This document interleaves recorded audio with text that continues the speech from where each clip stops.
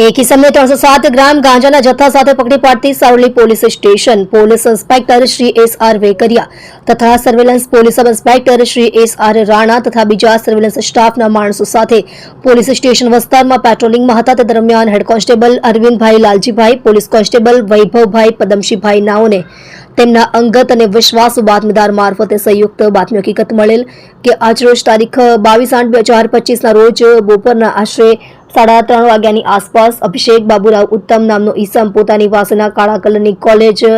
બેગમાં ગેરકાયદેસર માદક પદાર્થ ગાંજાનો જથ્થો લઈ સણિયા હેમાદ ગામમાં શુભમ ઇન્ડસ્ટ્રીઝમાં આઉટર રિંગ રોડ તરફ આવનાર છે, જેણે શરીરે ગાજર કલરનું ટી શર્ટ તથા બ્લુ કલરનું પેન્ટ પહેરેલ છે. વગેરે મતલબની બાતમી હકીકતના આધારે સણિયા હેમાદ ગામમાં શુભમ ઇન્ડસ્ટ્રીઝ તરફથી આઉટર રિંગ રોડની વચ્ચે આવેલ કર્મા બિઝનેસ પાર્ક નામના નવા બંધાતા બિલ્ડિંગની પાસે રોડ ઉપર જાહેરમાંથી આરોપી અભિષેક બાબુરાવ ઉત્તમ પટેલ ઉંમર વર્ષ 33, ધંધો મજૂરી, રહે હાલ ખાતા નંબર 30, ભોયતળિયે વિજયભાઈ મનસુખભાઈના ખાતામાં જય અંબે એસ્ટેટ, સણિયા હેમાદ ગામ, સુરત, મૂળ વતન ગામ કલાના, બ્લોક અમોલી,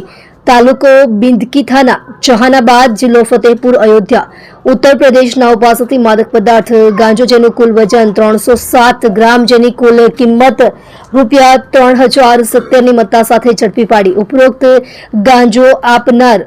રબી નારાયણ કાશીનાથ સબત રહે સણિયા હેમાદ ગામ, સુરત નાઓને વોન્ટેડ જાહેર કરી કાયદેસરની કાર્યવાહી કરેલ છે.